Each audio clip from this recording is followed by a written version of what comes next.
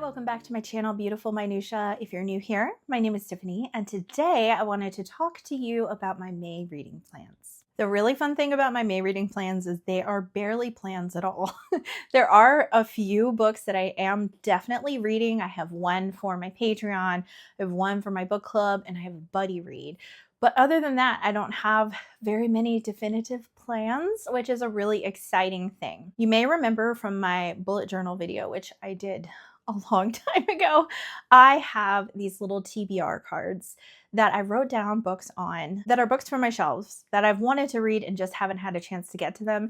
And they're scratch off cards. And at this point, I don't really remember what I wrote on them. So I have plans to dive into that during the month of May because I have a lot of extra reading time for that. I'm thinking about potentially vlogging my way through a couple of those books. So if that's something you're interested in, let me know. I also might do some mood reading and just pick up random books from the library or books from my shelves that aren't part of those cards, whatever else. I will have time for that. So let me get into my real, actual, concrete plans. So for my Patreon, I decided I wanted to do like Mystery May, which would be really fun. In the past couple of years, we've done a Mary Stewart book in May, so it's kind of been like Mary May. But I wanted to open it up to potentially different authors, although I'm realizing now that the poll I had was still all female mystery writers, which is really fun. So the book that won the poll is Unnatural Death by Dorothy L. Sayers. This is the third book in the Lord Peter Wimsey series, and it's my understanding that you don't really need to read them in order. And this is actually my friend, Christy Lewis. This is her favorite of the Lord Peter Wimsey books, so that makes me that much more excited to pick this one up. I've only read one of the Lord Peter Wimsey books so far, and it was Whose Body? And I didn't love it, so I haven't gone back to her mystery books, but I've heard from a lot of people that that's actually one of the weaker ones and not anyone's favorite that I've talked to. So I'm really excited to give her more of a chance with that because it was also billed to me as like, oh, this is just like Agatha Christie, and it's not. But I'm really, really excited to read another one of them, especially when I know it's one of my friend's favorite books. For my in-person book club, we will be reading Horse by Geraldine Brooks, which I honestly don't know a ton about, except that I'm pretty sure it is like literary fiction / historical fiction. And it does follow, I think, a horse, well, probably several horses through different periods in American history. So I think one of the periods is probably during either the Civil War or kind of like that Restoration period that follows that.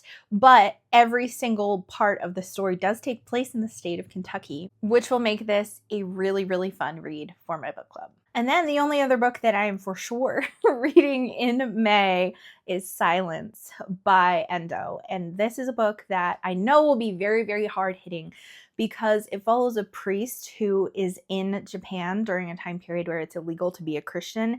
And there's a lot of persecution that happens and a lot of him kind of questioning his own faith as he's going through these horrific things and watching other people experience horrific torture and kind of wondering, where is God in suffering? So I think it's going to be very heavy hitting, but also like very memorable and will likely stick with me. I'm reading this with Gia and Lauren, and I'm really looking forward to being able to discuss this with them. So I do have one other book that I would like to get to in May. I'm not saying this is like hard, fast rule, definitely going to read this, but I really want to, and that's One of Ours by Willa Cather. This is actually Cather's book that won the Pulitzer, so there's a lot of attention on this particular book, as well as like Oh Pioneers and My Antonia. Those are probably her three most famous works.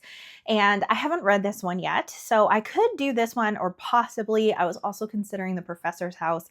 I want to read one of her books that does have roots in Nebraska. I think this is also like a war story, so I think that it doesn't all take place in Nebraska, but it's my understanding that the main character is from Nebraska.